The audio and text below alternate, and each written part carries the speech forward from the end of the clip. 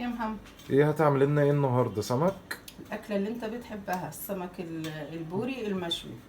بس انت ليه ما بتشوش بره ماما؟ هيبقى اسهل يا ماما بدل المجهود ده. والموضوع مش أسهل، الموضوع إن هو يا محمد الشوي في قلب البيت بيبقى أحلى بكتير وأنضف.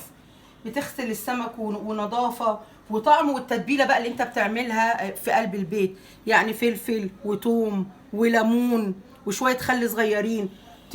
بنشوي السمك، وبعد كده اول ما بتطلعه بتقوم مطلعه في التتبيله دي، طعمه ملوش علاقه بره خالص، طبعا انضف بكتير يا محمد.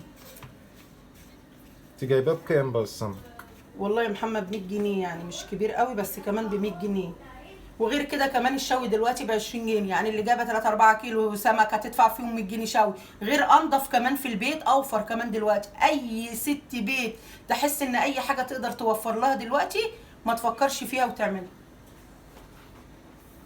والموضوع مش متعب لا خالص. بس السمك باين عليه انه ايه، يعني انا طازه عندي فريش اهو. صينيه قديمه ألمونيا. طبعا حرقتها بتعرفي ان هو طازه ولا لا ماما من عينه؟ من ها؟ عينيه يا حبيبي، تبص لعينيه بتلاقيها كده. العين كده بتلمع كده طازه. اه. وفي الرده وبعد كده بنحطه في صينيه قديمه عندي ألمونيا. طب والله العظيم احسن من بره فعلا. ولا هبهدل الدنيا ولا في اي حاجه خالص، والموضوع كله مش متعب خالص خالص خالص، يعني غير النظافه وفر كمان ماديا.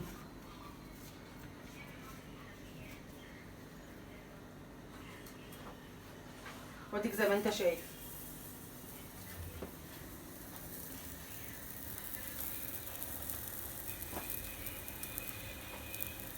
ده الواحد عاوز ياكله وهو ني كده قبل ما يتعمل. انا عارفه ان الاكله دي انت بتحبها يا محمد طول عمرك، وبعمل جنبها رز ابيض يا جماعه جنب المشوي حكايه. ولا يعني الرز الصياديه ماشي مع القلي، انما الشوي مع الرز الابيض تحفه.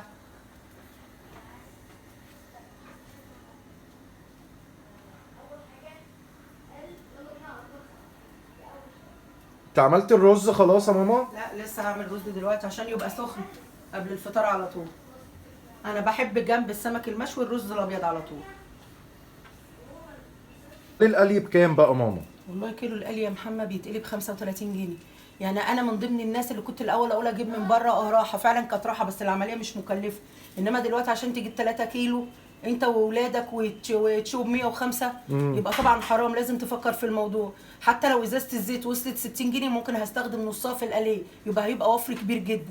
فلازم ست البيت دلوقتي تفكر في كل حاجه. الحاجه تتعمل الحاجة ده غير بقى النظافه طبعا في البيت. كفايه غلو الحاجه انت بتجيبها غاليه فمش مستحمله كمان. يعني ايه اجيب 3 كيلو سمكه اشوهم ب 100 وشويه؟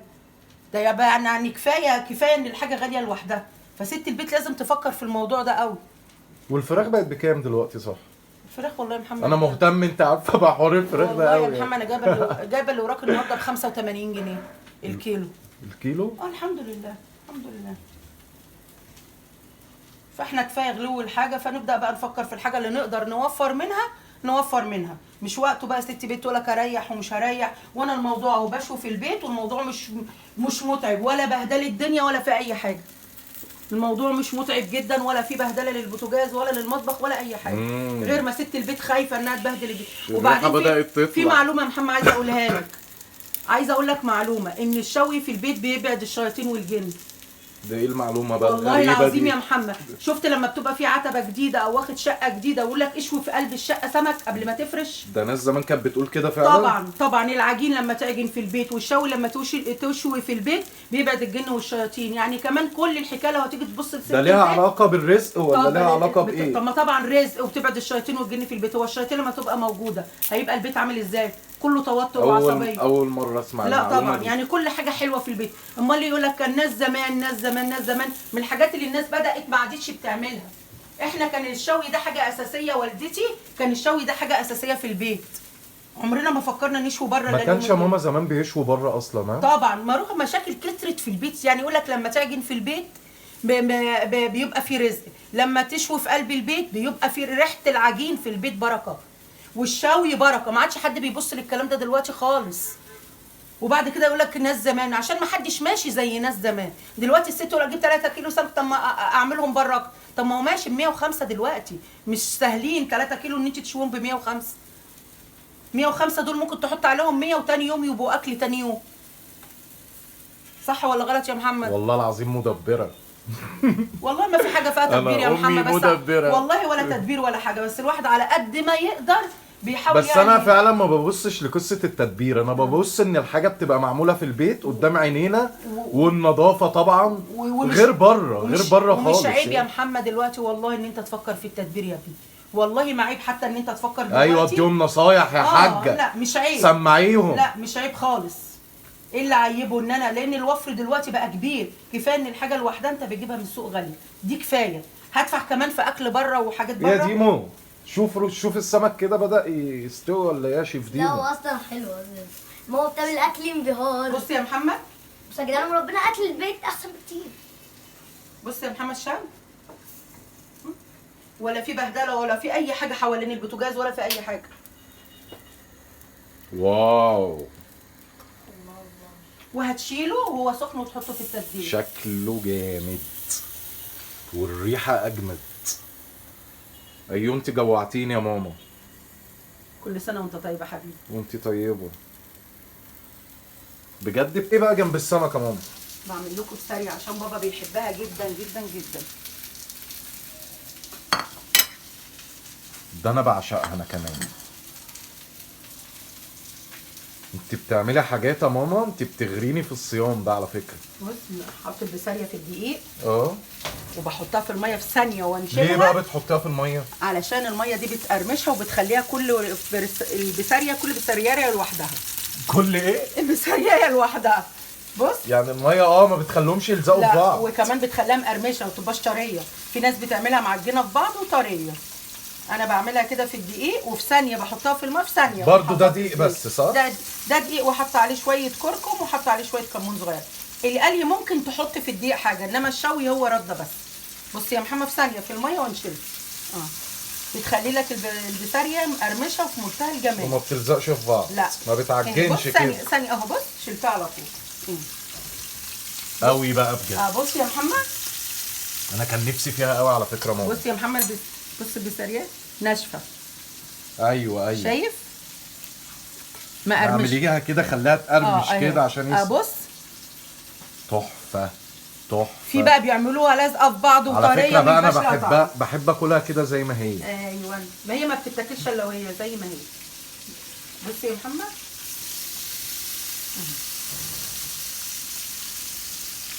في ثانيه ما بمسكهم من الجيل كده وانفض الدقيق منهم، وفي ثانيه في الميه واقوم حاطه في الزيت. بس معلومه حلوه دي، معلومه الميه صح، عشان طبعا ما لان يلزقوش في في ناس بعض. كتير جدا يقولوا ده بتطلع طريه وملزقه في بعض، مش مقرمشه زي مثلا بناكلها في المطاعم. وسعر بقى البسارية ايه؟ طبعا دي بسارية مكساوي دي. لا ب 30 جنيه عادي. سعرها 30 جنيه؟ سعرها 30 جنيه. جايبه نص ب 15 جنيه. بس غالي برضو ب 30، كانت ارخص من كده الحمد ماما. لله، ما هو يعني هي جت على البسارية يا محمد. بس انا مش قصدي كل حاجه غالي. انا قصدي ان هي برضو كانت كل الحمد لله كانت ارخص برضو. الحمد لله. شكلها جامد وهي في الزيت. واو.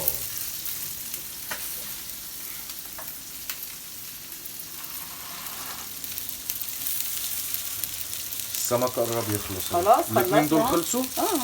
طب عشان كده بحطها في التتبيله وبرش عليها التتبيله اللي احنا عاملينها ومسيله بس كده.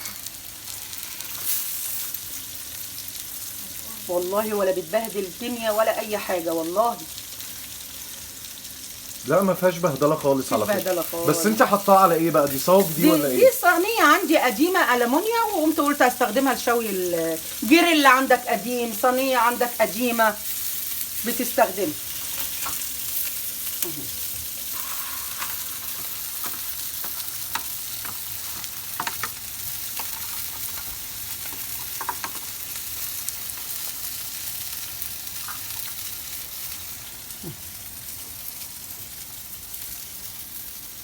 واو الريحه بجد مغريه قوي قوي قوي.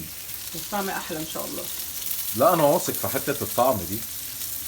انا ابنك من زمان. انا ابنك من زمان، ما تقلقيش، في ثقة. انا واثق ان التتبيلة دي هتعمل لها طعم خرافة. طبعا. الريحة باينة، بيبان من الريحة. واو. والله يا ريحة جماعة مغرية. الموضوع ما متعب ابدا ابدا. ودي البسارية وهي في الزيت.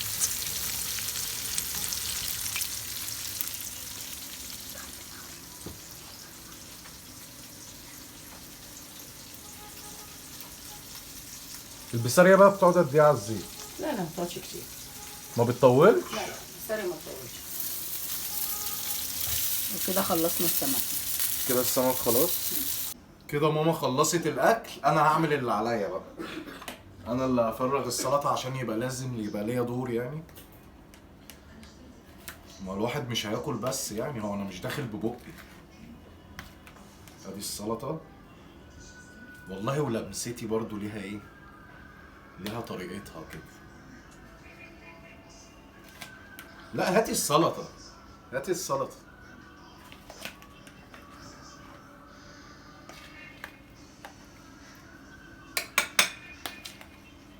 احلى سلطه من ايد ماما. بس انا كده ساعدتك عشان ما تقوليش ايه انت اللي عملت الحاجه لوحدك. فاتيني برضو وانا بعمل. انا متخيل ان يعني انت ايه تعبي ده كله على الفاضي عماله تصوري في السلطه.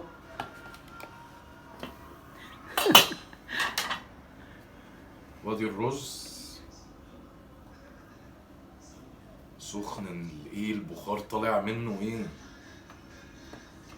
اعمل 4 انا اطباق. هحط الاكل بس انا هتجن واشوف الحلقه بتاعت جعفر العمر. الكميه دي حلوه ولا زود؟ لا كويس. اعمل 4 اطباق ليا انا وانت وادهم وبابا. يعني انا اللي مجهدي. وهنا بقى خلصت، وتعالوا بقى شوفونا واحنا بندوق بعد المهرجانات والتعب ده. لما نيجي بقى محمد انت بس. خد يا ادم. كل سنه وانت طيب يا حجيجه. بالصحه والسلامه. انت مالك مش طايقني كده وانت بتقول بالصحه والسلامه يا حاج؟ لا مش يلا ديمو. ده مش حاجه، ده بص بقى يا جدعان. بص الاكل اصلا يا عم جدعان الولا لا شايف الجمله؟ جعفر العمده بيضحك عليه بيقول له ابنك انا اللي خاطفه، وربنا ما هو اللي خاطفه. امال مين اللي خاطفه هذا؟ الولا عارف ابنه لما فتح الولا الباب هو دوت اللي خاطفه لما كلم. انت قصدك على اسمه ايه؟ بلال شامه. لما ايوه، كلم دي مصر كلها عارفه ان بلال شامه هو اللي خاطفه يا ابني. اكيد. ومصر كلها عارفه مكانه ما عدا جعفر العمده، هو اللي مش عارف، هو الوحيد اللي مش عارف. بص الاكل طعمه اخ امه اللي انت بقالك من اول مسلسل عمال تدور عليه ده. يا محمد بتعمل ايه يا محمد؟ هكون بعمل ايه باكل. الاكل طعمه حلو بقى. زي ما انا توقعت. اكيد حلو اكيد يعني. انا عارف ان انت بتحب الاكله دي. انا بعشق السمك